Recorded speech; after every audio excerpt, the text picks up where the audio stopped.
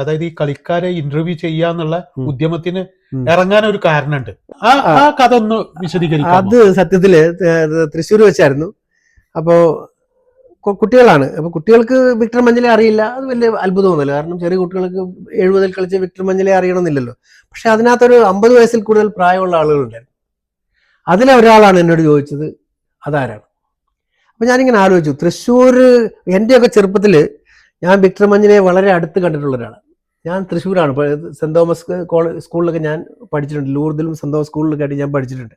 അപ്പൊ ആ കാലഘട്ടത്തിലൊക്കെ വിക്ടർ മഞ്ഞളെ ഇങ്ങനെ അന്ന് വിക്ടർ മഞ്ഞളിക്ക് ഇങ്ങനെ ചുരുണ്ട മുടിയാ, ഇങ്ങനെ സായിബാബയുടെ കൂട്ടി ഇങ്ങനെ വലിയ ചുരുണ്ട മുടിയാ. അപ്പൊ ചുരുണ്ട മുടിയുള്ള ഇദ്ദേഹം തോപ്പിൽ ഗ്രൗണ്ടിലൊക്കെ കളിക്കുന്നതും ഒക്കെ ഞാൻ നേരിട്ട് കണ്ടിട്ടുണ്ട്. അപ്പൊ തൃശ്ശൂർക്കാർക്ക് അന്ന് വിക്ടർ മഞ്ഞൾ എന്ന് പറഞ്ഞാൽ ഹീറോയാണ്. അപ്പൊ അങ്ങനെ ഒരാളെ തൃശ്ശൂർക്കാർ പോലും അറിയുന്നില്ലല്ലോ എന്നുള്ള ആ ഒരു അതൊക്കെ സത്യത്തിൽ എനിക്കൊരു ഷോക്കായിരുന്നു. അന്നേരം ഞാനിങ്ങനെ ആലോചിച്ചു, അപ്പൊ വിക്ടർ മഞ്ഞളെ പോലുള്ള ഒരാളെ ഇന്ന് ജനങ്ങൾ മറന്നെങ്കിൽ അത്രയ്ക്ക് പ്രശസ്തി കിട്ടാത്ത ഒത്തിരി കളിക്കാരുണ്ടാവില്ലേ, അവരെയൊക്കെ ഇന്ന് ആരോർക്കുന്നുണ്ടാവും. അപ്പൊ അവരെയൊക്കെ ഒരിക്കൽ കൂടി ഈ ജനമധ്യത്തിലേക്ക് എത്തിക്കണം എന്നുള്ളൊരു ചിന്തയിൽ നിന്നാണ് നമ്മൾ ഈ ഒരു യാത്ര ആരംഭിക്കുന്നത്. അപ്പൊ യാത്ര ആരംഭിച്ചപ്പോൾ ഇതിന് ഇത്രയും വലിയൊരു യാത്ര ചെയ്യാൻ പറ്റുമെന്നോ അല്ലെങ്കിൽ ഇത്ര മുന്നോട്ട് പോകാൻ പറ്റുമെന്നോ ഒന്നും നമുക്കറിയില്ല. പക്ഷെ തുടങ്ങിക്കഴിഞ്ഞപ്പോൾ ആദ്യമൊക്കെ പുള്ളിക്കാരത്തേക്ക് മടിയായിരുന്നു, പോകണ്ടെന്നൊക്കെ പറയുമായിരുന്നു. പിന്നെ ആശാട്ടിക്ക് മനസ്സിലായി ഇത് പോകണ്ടെന്ന് പറഞ്ഞാലും ഈ മനുഷ്യൻ നിൽക്കില്ല, പോകും. പിന്നെ ആശാട്ടി ചോദിച്ചാൽ ഒറ്റയ്ക്ക് വിടുന്നതിൽ നല്ല ഞാനും കൂടെ കൂടുതൽ പോവാം. അങ്ങനെയാണ് കൂടിയത്. അപ്പൊ ഇവിടുന്ന് ഇറങ്ങുമ്പോൾ ഒരു ഇറങ്ങുന്ന പാടെ ഒരു ഇതുണ്ട്, ഒരു കണ്ടീഷനുണ്ട്. മസാല ദോശ വാങ്ങിച്ചു തരണം, ഉണ്ടമ്പരി വാങ്ങിച്ചു തരണം, ഇതൊക്കെ പറഞ്ഞിട്ടാണ് കൂടുതൽ വരിക. അപ്പൊ ഇവിടുന്ന് ഇറങ്ങുമ്പോഴേ തുടങ്ങും എവിടുന്ന മസാല ദോശ കഴിക്കുന്നത്. അതൊക്കെ അങ്ങനെ പോയി, അതൊക്കെ പതുക്കെ പോയി അത് പിന്നെ എന്നെക്കാളും കൂടുതൽ ഹരമായി പുള്ളിക്കാരത്തേക്ക് ഇങ്ങനെ പുതിയ ആളുകളെ പരിചയപ്പെടുകയും പുതിയ കളിക്കാരെ പറ്റി അറിയാനൊക്കെ ഒക്കെ വലിയ പുള്ളിക്കാരത്തേക്കും വലിയ സന്തോഷമായിരുന്നു. അങ്ങനെയാണ് ഞങ്ങൾ ഇത്രയും ദൂരം യാത്ര ചെയ്യാൻ പറ്റിയത്. ഈ യാത്രയ്ക്ക് നമുക്ക് കൂടുതൽ പ്രചോദനമാകാനുള്ള കാര്യം എന്താണെന്ന് ചോദിച്ചു കഴിഞ്ഞാൽ മീഡിയ നമുക്ക് ഭയങ്കരമായിട്ട് സപ്പോർട്ട് ചെയ്യും. ഞാൻ കാണിച്ചു തരാം. ഒരു 24 കൂടുതൽ ആർട്ടിക്കിൾസ് ആണ് വന്നത്. ചിലതൊക്കെ ഞാനിവിടെ ഫ്രെയിം ചെയ്ത് വെച്ചിട്ടുണ്ട്, ഞാൻ കണ്ടിട്ടുണ്ട്. അതിന്റെ ഫുൾ പേജ് കട്ടിങ്സ് ഒക്കെ ഞാൻ കണ്ടിട്ടുണ്ട്. അതായത് ടൈം എല്ലാവരും നല്ല പ്രോത്സാഹനമാണ്. ഇന്ത്യൻ എക്സ്പ്രസ്സുകാർ ഒരു ഫുൾ പേജ് ആർട്ടിക്കിളാണ് ചെയ്തത്. അപ്പൊ ഞാനിങ്ങനെ ആലോചിച്ചു, ഒരു ഫുൾ പേജ് പരസ്യം കൊടുക്കണമെങ്കിൽ ഒരു 10 ലക്ഷം രൂപയിലും കൊടുക്കണം. അപ്പൊ നമ്മൾ ചെയ്ത അവരാ ഒരു ആർട്ടിക്കിൾ ഒരു 10 ലക്ഷം രൂപ വാല്യൂ ഉള്ള ഒരു സ്പേസ് നമുക്ക് വേണ്ടി മാറ്റി വെച്ചെന്ന് പറഞ്ഞപ്പോൾ നമ്മൾ ചെയ്ത കാര്യത്തിന് എന്തോ ഒരു വാല്യൂ ഉണ്ടെന്ന് അത് അന്നേരമാണ് സത്യം പറഞ്ഞാൽ നമുക്ക് ഈ യാത്രക്ക്. അതായത് ഞാൻ അറിഞ്ഞുകൊടുത്തോളം ഒരു 25,000 കിലോമീറ്ററോളം, 25,000 ഒന്നല്ല 50,000 കിലോമീറ്റർ സഞ്ചരിച്ചിട്ടുണ്ട് അല്ലേ? അപ്പൊ ഇതിന് സാമ്പത്തികമായിട്ട് സാമ്പത്തികം എന്ന് പറഞ്ഞാൽ ഇതുവരെയൊക്കെ ഞാൻ എന്റെ ഒരു യാത്രയ്ക്കും നമ്മുടെ ഫൗണ്ടേഷന്റെ പ്രവർത്തനങ്ങൾക്കും എല്ലാം കൂടി ഇതുവരെ ചെലവഴിക്കുന്നത് ഒരു 7.5 ലക്ഷം രൂപയോളം നമ്മുടെ കയ്യിൽ നിന്ന് ചെലവായിട്ടുണ്ട്. ഒരു പ്രതിഫലം മോഹിക്കാതെയാണ്. അല്ലല്ല, അപ്പൊ ഇതിനകത്ത് എന്താണ് പ്രതിഫലം കിട്ടുക? പക്ഷെ നമ്മളിപ്പോ ഇന്ന് ആഗ്രഹിക്കുന്നത് നമ്മുടെ ചാനൽ സക്സസ് ആകുകയാണെങ്കിൽ, നമ്മളിപ്പോ ഈ 2 വർഷം അവാർഡുകൾ കൊടുത്തു കുട്ടികൾക്ക്. കഴിഞ്ഞ വർഷം 5 പേർക്കാണ് കൊടുത്തെങ്കിൽ ഈ വർഷം 100 പേർക്കാണ് കൊടുത്തത്. നവപ്രതിഭകൾ, അതായത് ബിലോ 17 നവപ്രതിഭകൾക്ക് കൊടുക്കുന്നതിനോടൊപ്പം തന്നെ സ്പോർട്സ് ലേഖകർക്കൊക്കെ കൊടുക്കുന്നുണ്ട്, ഒക്കെ കൊടുത്തു. അതായത് നമ്മൾ ഗ്രാസ് റൂട്ട് ലെവൽ ഫുട്ബോളിനെ പ്രൊമോട്ട് ചെയ്യുന്ന മാധ്യമ പ്രവർത്തകർക്ക് 2 വർഷം അവാർഡ് കൊടുത്തു. ആദ്യത്തെ പ്രാവശ്യം ദീപികയുടെ സെബി മാളികക്കലിനാണ് കിട്ടിയെങ്കിൽ രണ്ടാമത്തെ പ്രാവശ്യം മാതൃഭൂമിയുടെ സിറാജ് കാസിമിനാണ് കിട്ടിയത് അവാർഡ് കിട്ടിയത്. അതുപോലെ കോച്ചസിന് നമ്മൾ അവാർഡ് കൊടുത്തു 5. ഈ പ്രാവശ്യം നമ്മൾ 5 കാറ്റഗറിയിലെ കോച്ചസിന് അവാർഡ് കൊടുത്തു. അതിനകത്ത് ഗേൾസിന്റെയും ബോയ്സിന്റെയും ടീമിന്. അപ്പൊ അങ്ങനെ 4 ഗേൾസ് ടീം എന്ന് പറഞ്ഞപ്പോൾ തന്നെ ഒരു 90 കുട്ടികളായി. അങ്ങനെ എല്ലാവരും കൂടെ 106 പേർക്കാണ് നമ്മൾ അവാർഡ് കൊടുത്തത്. അതെ, ഇപ്പൊ ഈ ഇന്റർവ്യൂ ചെയ്ത താരങ്ങളില് പലരും മൺമറഞ്ഞില്ലേ? പിന്നെ പലരും പോയി. അതായത് നമ്മള് ജാഫ്രിക്ക പോയി, ദേവാനന്ദ് പോയി, പിന്നെ നജിമുദ്ദീൻ പോയി. അതും അല്ലാതെയും പോയി. 1-2 പേരുടെ പേര് എനിക്ക് പെട്ടെന്ന് ഇങ്ങോട്ട് ഓർമ്മ വരുന്നില്ല. അല്ലാതെയും പലരും പോയി. ഇതിനിടയ്ക്ക് 1-2 പേരെ നമുക്ക് ഇന്റർവ്യൂ ചെയ്യാൻ പറ്റിയില്ല. അതിനു മുമ്പ് പോയി അവര്. ദീർഘദൂര യാത്രയിലൂടെ ഒട്ടേറെ പഴയകാല കളിക്കാരെ പുതുതലമുറക്ക് പരിചയപ്പെടുത്തിയ സ്റ്റീഫൻ ആന്റണി എന്ന വ്യക്തിയെ ഞാൻ ഇഷ്ടപ്പെടാൻ എന്താണ് കാരണം എന്നറിയോ?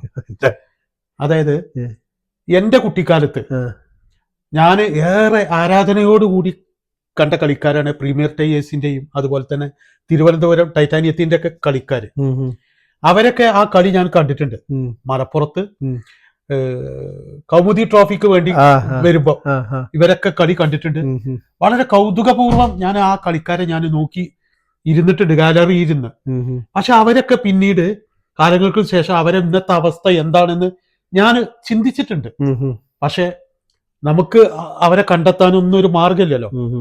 പക്ഷെ സ്റ്റീഫൻ ആന്റണി എന്ന ഈ ഒരു യാത്രികന്റെ, അതായത് ഫുട്ബോളിനെ ഇഷ്ടപ്പെടുന്ന ഈ മനുഷ്യന്റെ യാത്രയിലൂടെയാണ് അവരുടെ ഇന്നത്തെ അവസ്ഥകളൊക്കെ മനസ്സിലാക്കി എടുത്തത്.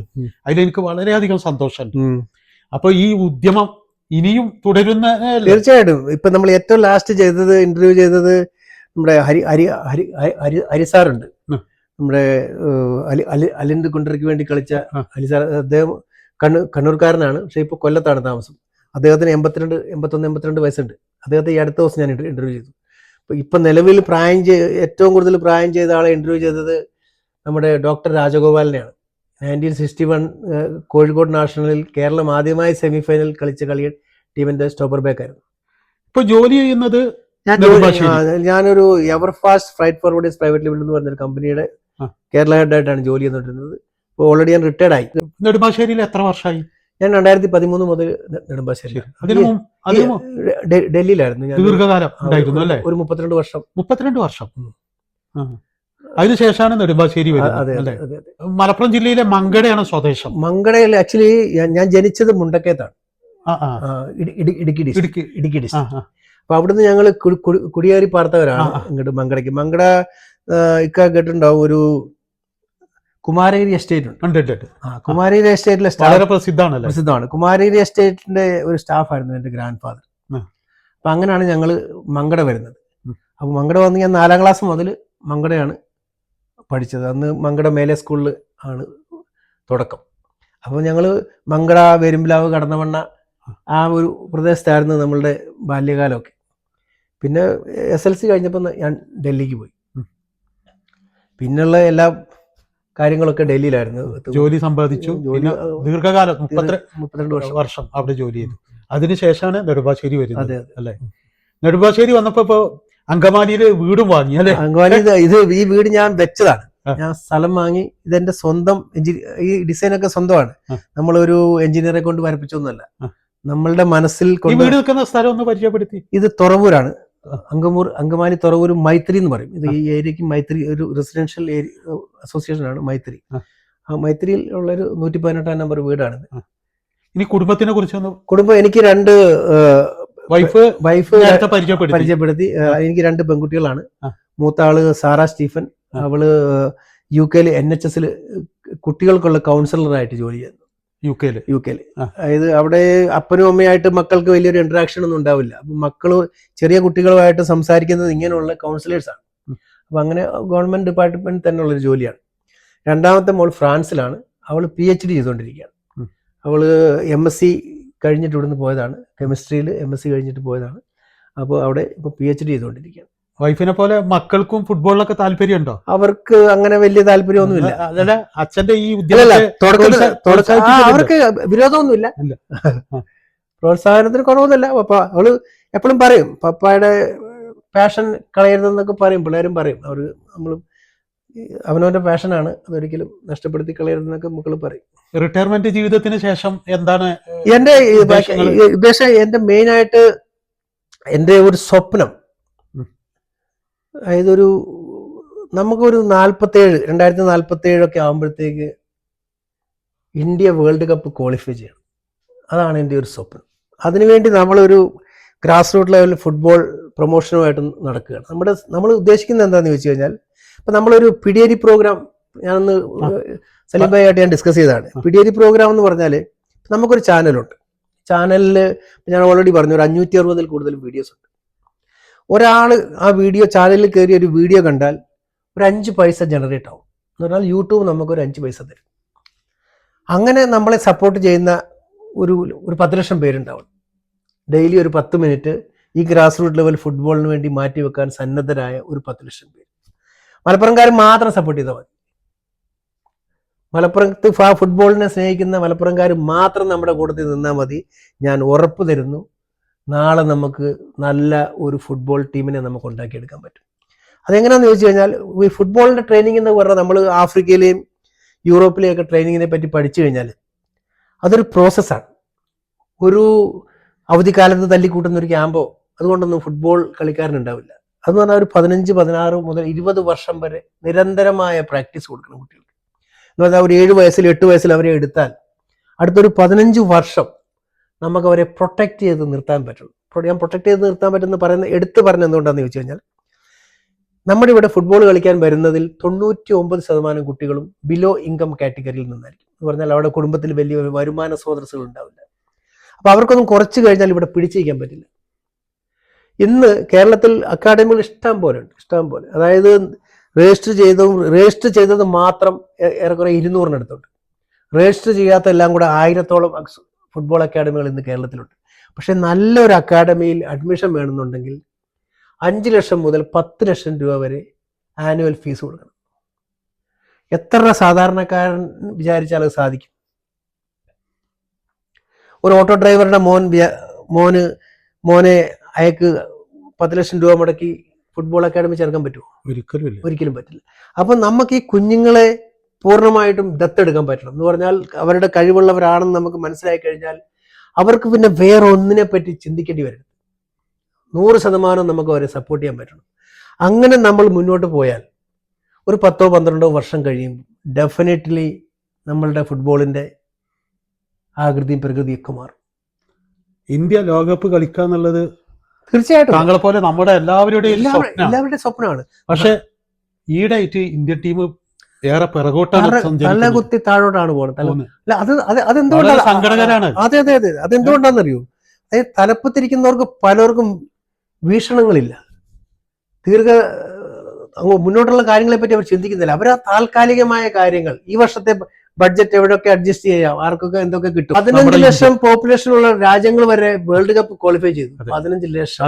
ഇതിന്റെയൊക്കെ ഏറ്റവും വലിയ ട്രാജഡി എന്താണെന്നറിയോ? ഇന്നത്തെ അവസ്ഥ എന്താണെന്നറിയോ നിങ്ങൾക്ക് കേരളത്തിന്റെ? ഇന്നിപ്പോ ഞാൻ മൊത്തത്തിൽ കേരളത്തിന് കണക്ക് പറയുന്നില്ല. അങ്കമാലി ഉപജില്ല, ഞാനിപ്പോൾ ഇവിടെയാണ് താമസിക്കുന്നത്. അങ്കമാലി ഉപജില്ലയിൽ 109 സ്കൂളുകളുണ്ട്. ഈ 109 സ്കൂളുകളിൽ 12 സ്കൂളിലാണ് സ്പോർട്സ് അധ്യാപകനുള്ളത്. എന്ന് പറഞ്ഞാൽ PT ട്രെയിനിങ് എഡ്യൂക്കേഷൻ ആ പോസ്റ്റിലുള്ള ഒരാളുള്ളത് വെറും 12 സ്കൂളുകളിലാണ്. ഈ കുഞ്ഞുങ്ങളെ നമുക്ക് എവിടെ നിന്നാണ് കണ്ടെത്താൻ പറ്റുക? കളികളിൽ, അല്ലെങ്കിൽ നമുക്ക് സ്പോർട്സ് ഒക്കെ, നമ്മുടെ അത്ലറ്റ്സ് ഒക്കെ എത്രയോ ഇന്ത്യയിലെ ഏറ്റവും ടോപ്പിൽ നിന്നൊരു സ്റ്റേറ്റ് ആയിരുന്നു കേരളം. ഇന്ന് നമ്മുടെ അവസ്ഥ എന്താണ്? ശരിയാണത്. ഇപ്പൊ ഞാനിവിടെ ഈ പ്രാവശ്യത്തെ കായികമേളയ്ക്ക് പോയിരുന്നു. അങ്കമാലി ഉപജില്ലയുടെ കായികമേളയ്ക്ക് പോയി. അപ്പൊ അവിടെ ഞാൻ പറഞ്ഞു 109 സ്കൂളുകളുണ്ട്. 80 സ്കൂളിലെ കുട്ടികൾ മാത്രമേ അവിടെ വന്നിട്ടുള്ളൂ. അങ്ങനെ പറഞ്ഞപ്പോൾ തന്നെ 29 സ്കൂളിലെ കുട്ടികൾക്ക് അവസരം തന്നെ കിട്ടിയില്ല. ഈ വന്ന 80 സ്കൂളിൽ തന്നെ 12 സ്കൂളിലെ കായിക അധ്യാപകരുള്ളൂ. ബാക്കിയുള്ള 68 സ്കൂളിൽ നിന്നും വന്നേക്കുന്നത്, കുട്ടികളെ കൊണ്ട് വന്നേക്കുന്ന ആരാന്നറിയോ? ഒന്നെങ്കിൽ ഉറുദു പഠിപ്പിക്കുന്ന ടീച്ചർ, അല്ലെങ്കിൽ അറബി പഠിപ്പിക്കുന്ന ടീച്ചർ, അല്ലെ സംസ്കൃതം പഠിപ്പിക്കുന്ന ടീച്ചർ, അല്ലെ ഹിന്ദി പഠിപ്പിക്കുന്ന ടീച്ചർ. അവർക്ക് എന്താണ് അറിയുക സ്പോർട്സിനെ പറ്റിയിട്ട്? അപ്പൊ അങ്ങനെയുള്ള ഒരു സിസ്റ്റം, ആ സിസ്റ്റം എങ്ങനെയാണ് നമ്മുടെ സിസ്റ്റം ഇങ്ങനെ മാറിപ്പോയതെന്ന് നമുക്കറിയില്ല. പക്ഷെ അതൊക്കെ നമ്മൾ അറിയാൻ ശ്രമിക്കണം. നമുക്ക് ശേഷം ഇവിടെ പ്രളയമൊന്നും അല്ലല്ലോ, ആണോ? നമുക്ക് ശേഷം ഈ ഭൂമി ഉണ്ടാവും. ഇവിടെ ഒരു തലമുറകൾ ഇനിയും വരാനുള്ളതാണ്. അപ്പൊ അവരെ നമ്മൾ പരിഗണിക്കാതിരുന്നാൽ അത് നമ്മൾ ഈ ലോകത്തിനോട് ചെയ്യുന്ന ഏറ്റവും വലിയ അപരാധമായിരിക്കും. ആണോ അല്ലയോ? തീർച്ചയായിട്ടും. കാരണം നമുക്ക് മുമ്പുള്ളവർ കരുതിയത് കൊണ്ടാണ് ഇന്ന് നമുക്കൊരു തണലുള്ളത്, അല്ലേ? അപ്പൊ നമ്മൾ നാളെ വരുന്നവരെ കരുതാൻ നമ്മൾ ഉത്തരവാദിത്വം ഇല്ലേ നമുക്ക്? അത് നമ്മളുടെ അധികാരികൾ മനസ്സിലാക്കുന്നില്ല എന്നുള്ളതാണ്. അതെനിക്കൊരു വലിയ വിഷമമാണ്. കാരണം ഇവിടെ സ്കൂളുകളിൽ അധ്യാപകരില്ല എന്നുള്ളത് അത് വലിയൊരു പോരായ്മയാണ്. അതൊക്കെ നികത്തപ്പെടേണ്ടതാണ്. കാരണം നമ്മൾ എന്തെല്ലാം കാര്യങ്ങൾക്ക് വേണ്ടി ആയിരക്കണക്കിന് കോടി രൂപ ചെലവാക്കും. പക്ഷേ ഈ ഒരു കാര്യത്തിൽ നമ്മൾ എന്തുകൊണ്ട് ഇങ്ങനെ അശ്രദ്ധരാകുന്നു എന്ന് മനസ്സിലാകുന്നില്ല. ഇന്ന് കുട്ടികൾ ഏറ്റവും ആദ്യം നമ്മൾ മനസ്സിലാക്കേണ്ട ഒരു കാര്യമുണ്ടല്ലോ, ആരോഗ്യമുള്ള ഒരു ശരീരത്തിലെ ആരോഗ്യമുള്ളൊരു മനസ്സുണ്ടാവുള്ളൂ. ആരോഗ്യമില്ലാത്തൊരു ശരീരത്തിൽ നല്ല ആരോഗ്യമുള്ളൊരു മനസ്സുണ്ടാവില്ല. നല്ലൊരു മനസ്സില്ലാത്തടത്ത് നല്ല ചിന്തകൾ ഉണ്ടാവില്ല. നല്ല ചിന്തകളില്ലെങ്കിൽ ഈ ലോകം എങ്ങനെ നല്ല രീതിയിൽ മുന്നോട്ട് പോകും? മോശമായിട്ടേ പോവുള്ളൂ. അപ്പൊ കുട്ടികൾ ലഹരിയിലേക്കൊക്കെ പോകുന്നെങ്കിൽ അതിനവരെ കുറ്റം പറയാൻ പറ്റില്ല. നമ്മൾ കാരണം അവർക്ക് അതിന് വേണ്ട കാര്യങ്ങൾ അറേഞ്ച് ചെയ്ത് കൊടുക്കുന്നില്ല. അതുകൊണ്ടാണ് അങ്ങനെ സംഭവിക്കുന്നത്. സ്റ്റീഫൻ ആന്റണി എന്ന ഫുട്ബോൾ യാത്രികനുമായുള്ള ഈ സംസാരം ഇവിടെ അവസാനിക്കുകയാണ്.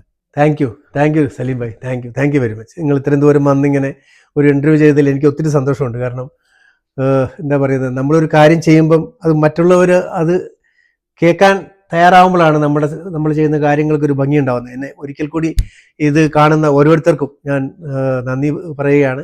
അതുപോലെ നമ്മളുടെ പിടിയേരി പ്രോഗ്രാമിൻ്റെ ഭാഗമാകണമെന്ന് ഞാൻ നിങ്ങളെ എല്ലാവരോടും ഞാൻ അഭ്യർത്ഥിക്കുകയാണ്. ഒരു 10 മിനിറ്റ് സമയം നമ്മളുടെ നാളത്തെ നല്ല ഫുട്ബോളിന് വേണ്ടി മാറ്റിവെക്കാൻ നിങ്ങൾക്ക് ഓരോരുത്തർക്കും കഴിയട്ടെ. Thank you very much.